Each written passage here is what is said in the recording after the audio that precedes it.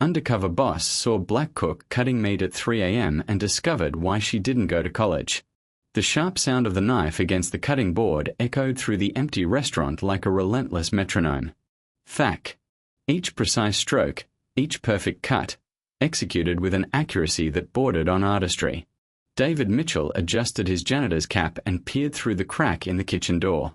There she was, Kesha Williams, 34, cutting 50 pounds of beef at 3 a.m. on a Tuesday, alone in the restaurant he himself had founded 15 years ago. Her hands moved with mesmerizing dexterity. There was no rush, no waste.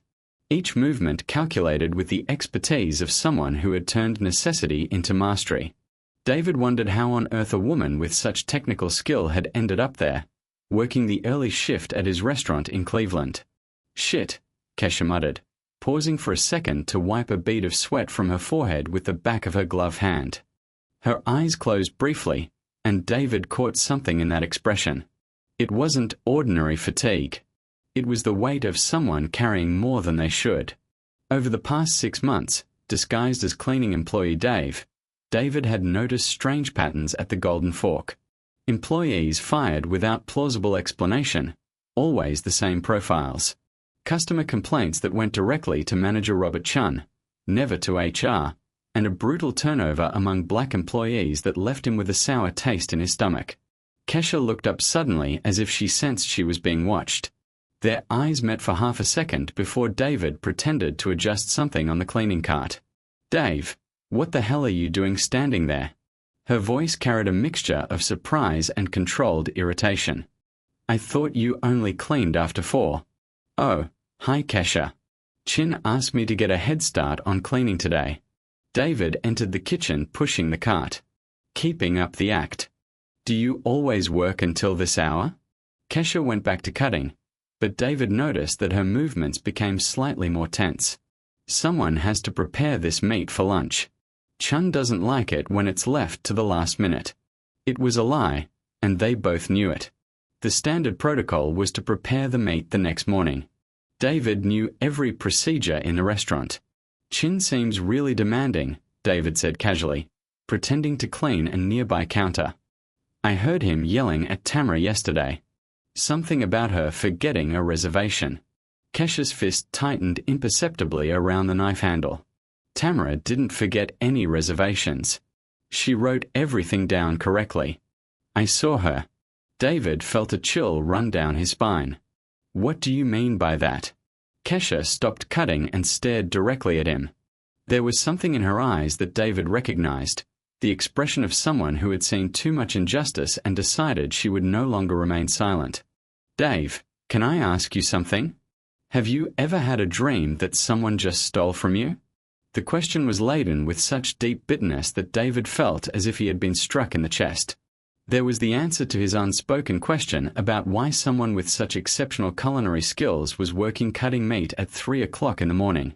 "Why are you asking me that?" Kesha smiled. But there was no joy in that expression. "Because tomorrow some people are going to find out that messing with the wrong person has consequences. And something tells me you're not exactly who you appear to be." The air between them became charged with electric tension. David realized he had completely underestimated Kesha Williams.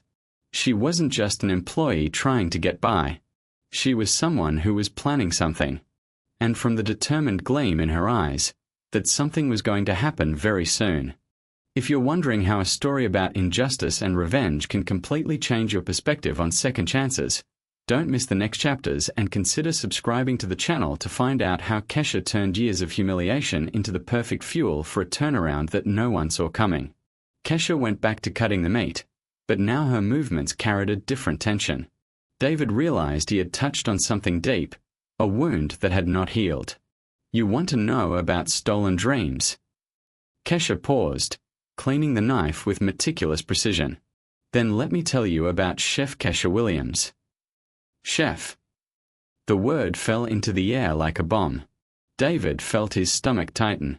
5 years ago, I was the youngest sous chef in the history of Meridian Heights, Cleveland's most exclusive restaurant. I worked 80 hours a week for 6 years to get there. Her voice was controlled, but David sensed the anger simmering just below the surface. I had my own team, developed the tasting menu, won 2 regional culinary awards. David swallowed hard. Meridian Heights was legendary. Michelin stars 3-month waiting list. How on earth had a chef of that caliber ended up there? What happened? Kesha smiled bitterly, picking up another piece of meat. Robert Chun happened. He was the general manager at Meridian. He was always, let's say, interested in me. Invitations for after-work drinks, comments about my exotic flavor combinations. I always politely declined. David felt a wave of nausea. He was beginning to understand where this was going. One night after a particularly difficult shift, Chun called me into his office. He said he had a partnership proposal to open a new restaurant. I was exhausted, excited by the possibility, so I went. Kesha stopped cutting. When I got there, he had been drinking a lot and he decided it was time to close the deal in a very different way. Kesha, I said no very clearly and I left. She resumed cutting more aggressively now. The next morning, $3,000 was missing from the kitchen safe. Chin told the cameras that I had been alone in the kitchen the night before, checking inventory. David clenched his fists. He framed you. Worse than that, he planted the money in my car and called the police. Said he'd noticed some discrepancies and felt obligated to investigate. Kesha's knife cut the meat with precise violent strokes. I was fired, arrested, prosecuted, my reputation destroyed overnight. But surely you were able to prove it was a setup. With what money? With what lawyer? Kesha laughed humorlessly. Do you think a 29-year-old black chef can fight a white man with connections throughout the industry? The Restaurant Association blacklisted me based solely on the accusation. No decent place will hire me. David felt sick. And how did Chin end up here? Oh, that's the best part. Kesha's eyes flashed with cold fury. After he destroyed me at Meridian, he told everyone he had cleaned up the internal theft problem, got promoted to corporate.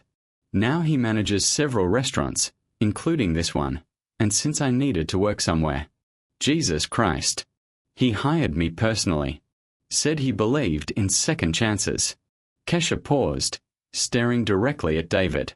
Do you know what it's like to work every day for the man who destroyed your life? Watching him treat other black employees exactly the same way he treated me? Seeing the pattern repeat, David thought of tomorrow, of the reservation that mysteriously disappeared, of the sudden firings of black employees. Chin was using the same playbook.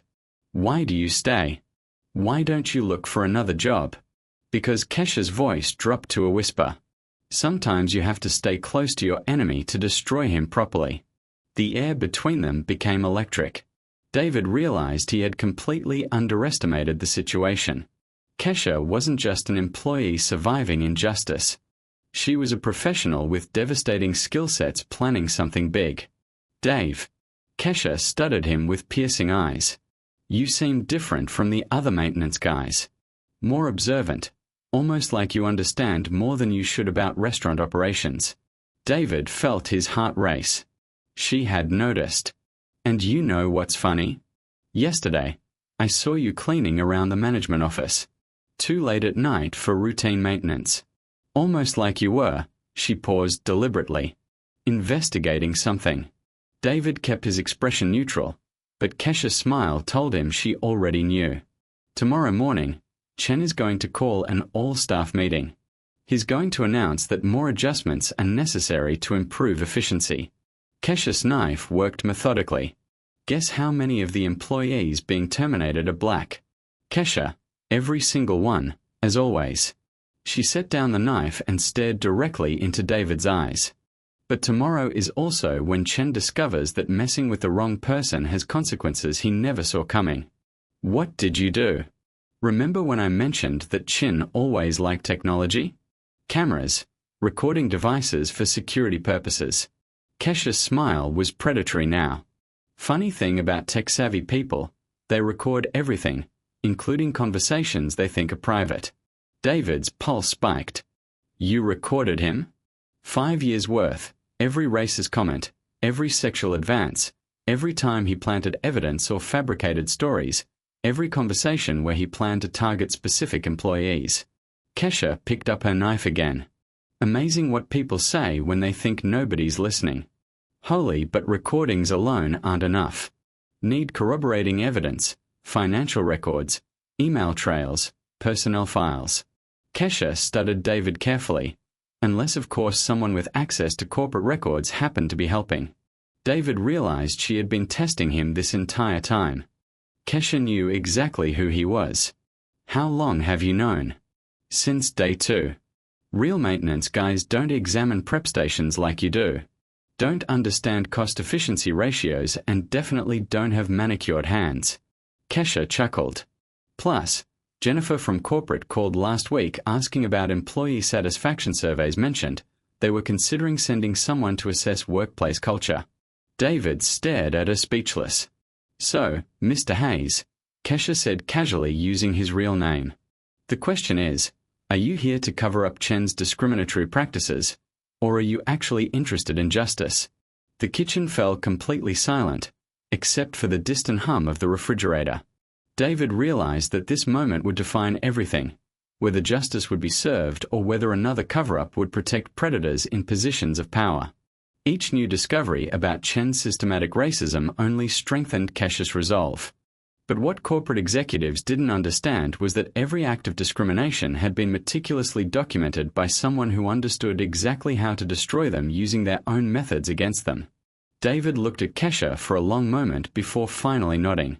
5 years of collecting evidence is impressive. But you're right. Recordings alone aren't enough. You're going to need someone with access to corporate files. Good thing I'm talking to the CEO then. Kesha's smile was calculating. The question is, are you willing to actually do something about Chen? Or are you just another corporate executive protecting your own interests? Chen is a liability to my company. If he's systematically discriminating against employees, that's a lawsuit waiting to happen. David paused. Plus, what he did to you, that's unforgivable. Kesha studied him carefully. Okay, then. But I need guarantees that this won't be just another corporate cover-up where Chen gets transferred to another location with a golden parachute. I want him destroyed completely, professionally and personally. David's voice carried a cold determination that surprised even himself. But we need to be smart about this. One wrong move and he could destroy evidence, claim harassment, flip the narrative. Already thought of that. Kesha pulled out her phone, scrolling through folders. Remember when I mentioned that Chen likes technology? He installed recording devices in the management office for security. What he doesn't know is that I've been accessing those recordings for months. How maintenance keycards. Kesha grinned. Amazing how much access cleaning staff have when nobody pays attention to them. Been copying files, emails, financial records, every discriminatory hiring decision, every sexual harassment incident he covered up, every time he falsified employee reviews to justify firing black workers. David felt his stomach tighten. Jesus, how many others? 15 employees in 3 years. Same pattern every time. Fabricated accusations, planted evidence, character assassination. Kesha's voice hardened. All young black workers with potential for advancement. Chen makes sure they never get a chance to compete with his preferred candidates. We need legal representation. Someone who specializes in discrimination cases. Already got that covered. Kesha's eyes gleamed. Remember Tamara? The girl who got fired over a missing reservation? Her brother Marcus is an employment lawyer. Good one. Been building the case for weeks. Just waiting for the right moment to strike. David raised an eyebrow. You've been planning this for how long? 3 years. Since Chen hired me back, thinking he could humiliate me indefinitely. Kesha leaned against the prep table. See, Chen made one critical mistake. He kept me close because he enjoys psychological torture. Likes reminding me daily that he destroyed my career. What he didn't realize is that position gave me perfect access to everything I needed to destroy him. The following Wednesday, Chen called exactly the meeting Kesha had predicted. Staff gathered in the break room, serious expressions on management's faces, clipboards with lists of names being terminated for efficiency. Due to a corporate mandate to streamline operations, Chin announced, his voice carrying the familiar condescending tone, will be implementing workforce adjustments. The following individuals will be transitioning out. David watched from the back of the room as Chun read the names. Tamara Williams, Jerome Jackson, Alicia Rodriguez. Every single one was a person of color. Every termination was justified with vague language about performance issues and cultural fit concerns. Questions? Chin asked, obviously not expecting any. Kesha raised her hand slowly, just curious. The statistical probability that all performance issues would occur exclusively among minority employees seems unlikely. Chen's jaw tightened. Ms. Williams. Performance evaluations are based on objective metrics. Personal characteristics do not factor into business decisions. Of course not, Kesha replied sweetly. Just an interesting pattern, almost like someone was specifically targeting certain demographics. That's enough, Jin snapped. If you have concerns about management decisions, there are proper channels for complaints. Actually, I already filed through proper channels, Kesha said calmly. 3 weeks ago, with the Ohio Civil Rights Commission, case number 2023-4847. The room fell completely silent. Chen's face went pale, then Reed. What exactly are you implying? Not implying anything, stating facts. Kesha stood up. Discrimination is illegal. Chen, you taught me that when you destroyed my life 5 years ago. The difference now is that I learned how to fight back properly. Chin tried to maintain composure, but David could see panic creeping in. These accusations are baseless. You're clearly a disgruntled employee attempting to create trouble. Maybe. Or maybe I'm someone who documented every single one of your conversations for months. Kesha pulled out a small recording device. Amazing what people say when they think nobody's listening. David watched Chen's face cycle through multiple emotions. Confusion, anger, fear, calculation. The man was clearly trying to figure out how much Kesha actually knew. You're bluffing, Chin finally said. And if you recorded private conversations without consent, that's illegal wiretapping. Good thing Ohio is a one-party consent state. Then Marcus Williams, Tomorrow's brother, stepped into the room. Professional suit, briefcase, business cards. He began distributing employment discrimination attorneys specializing in hostile work environment cases. Chun looked like he'd been punched. Who called you? My client. Ms. Williams here has extensive documentation of discriminatory practices. We'll be filing a federal lawsuit under Title VII within 48 hours unless the company agrees to immediate corrective measures. This is a ridiculous conspiracy, Chin stammered. These people are trying to extort the company. Actually, David stepped forward, dropping his janitor disguise completely. I think it's time we had an honest conversation about what's been happening at this location.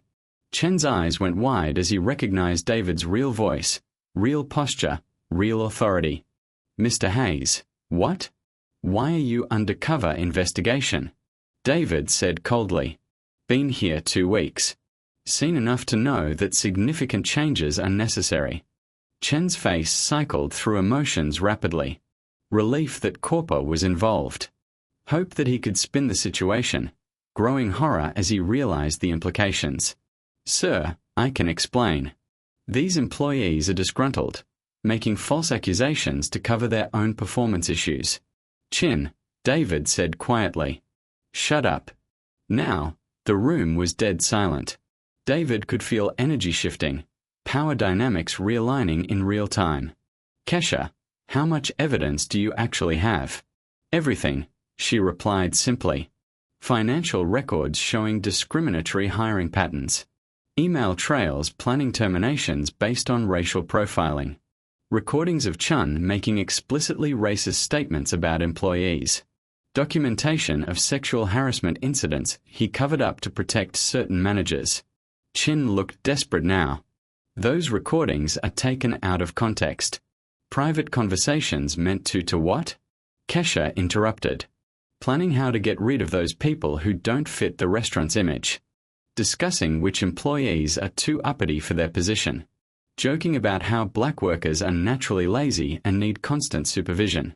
David watched Chin realize that his entire world was about to collapse. Marcus, David turned to the lawyer. What are you looking for in a settlement? Full reinstatement for all terminated employees with back pay. Comprehensive anti-discrimination training for all management. Third-party oversight of hiring practices. And resignation of any management personnel involved in discriminatory actions. Chen's voice cracked. You can't seriously believe these accusations. I've given 5 years to this company. My reviews are exemplary.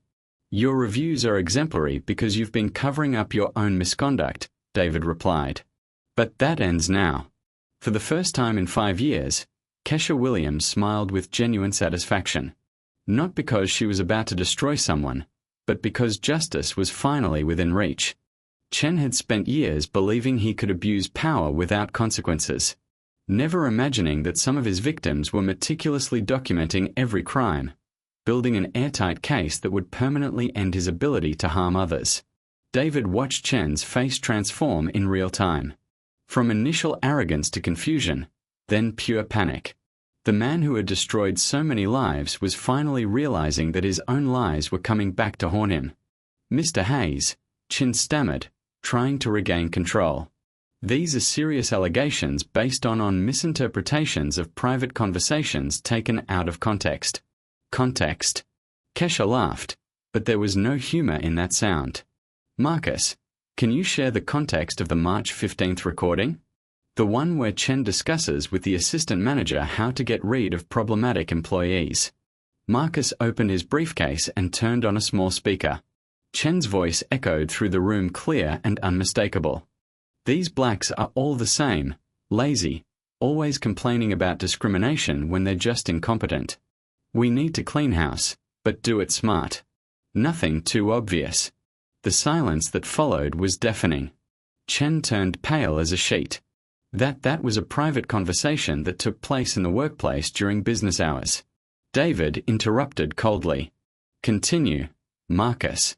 This one is from September 8th, Chen discussing Kesha Williams specifically with the HR director. The next recording was even worse. The black ex-chef. She still thinks she's somebody. I need to break her pride once and for all. I'll give her more and more degrading tasks until she leaves on her own. And if she complains, we'll make something up about her performance. David felt physically sick. Chin wasn't just discriminatory. He was sadistic. No, Chin stammered, beads of sweat forming on his forehead. You're misinterpreting this. I never acted on these comments. Oh, really? Kesha smiled predatorily. Marcus, show him the emails. Marcus projected messages onto the wall using a small projector. Email after email from Chen instructing HR to find reasons to fire specific employees, all of them black or Latino. Detailed instructions on how to fabricate negative evaluations. Guidance on how to document non-existent infractions. And here Marcus pointed to an email exchange from 2 months ago. Chin specifically instructing how to eliminate coal without causing legal problems. Chin tried to get up from his chair, but his legs failed him. You can't use this. It's company property, confidential information. Mr. Chun, David stood up, his voice laden with icy authority. As CEO of this company, I formally authorize the use of any evidence of discriminatory behavior. In fact, I insist on it. And as your attorney, Marcus added, I inform you that we have already filed complaints with the State Civil Rights Commission, the Federal Department of Justice, and the Equal Employment Opportunity Commission. The case is already under federal investigation. Chin looked like a cornered animal. This is a conspiracy. You're trying to destroy me based on misunderstandings. Misunderstandings? Kesha slowly approached him. Did you call it a misunderstanding when you planted money in my car? When you ruined my career? When you forced me to work as your personal maid for 5 years? Kesha I-Chun tried a conciliatory tone. No, she raised her hand. Now you listen to me. For 5 years, you thought you had broken me. That I was just a ruined black woman you could humiliate whenever you wanted. Chin tried to interrupt, but David gestured for him to remain silent. What you didn't know, Kesha continued, is that every humiliation, every degrading task, every racist comment gave me more fuel, more evidence, more determination. Marcus pulled out another document. Here we have Chen's bank records for the last 3 years. Interesting how your salary doubled during the exact same periods when black employees were fired and replaced by less qualified candidates who accepted lower salaries. That's Chin began. Corporate fraud, David finished. You were receiving bonuses for optimizing costs through discriminatory practices. That's a federal crime, Chun. Marcus' phone rang. He answered briefly, then smiled. They are here. Federal agents are in the lobby. Arrest warrant for systemic racial discrimination, corporate fraud, and obstruction of justice. Chun staggered to his feet. This can't be happening. I have a family. I have a reputation. Had Kesha corrected softly. Just like I had a brilliant career until you decided to destroy it. 2 federal agents entered the room. Robert Chun. Yes, Chun whispered. You are under arrest for violations of federal civil rights. You have the right to remain silent. As Chun was handcuffed, David turned to the employees still present. Effective immediately, all employees terminated in recent discriminatory practices will be reinstated with full back pay. Kesha Williams is appointed head chef of this unit with full authority over hiring and training. Chin paused at the door, looking back one last time. Kesha, you don't understand. I was just protecting company standards. No, she replied calmly. You were protecting your own prejudice and now you're going to pay the price. As Chun was led away, David watched Kesha. She wasn't smiling triumphantly. There was dignity in her posture, the quiet satisfaction of someone who had finally seen justice done. How do you feel? David asked. Relieved, she replied. Not because of revenge, but because others won't suffer what I suffered. Marcus put the documents away. The case will go to trial in 3 months. With this evidence, he could get up to 15 years in prison. For the first time in 5 years, Kesha Williams smiled with genuine peace of mind. The woman who had been systematically destroyed had rebuilt herself into something stronger.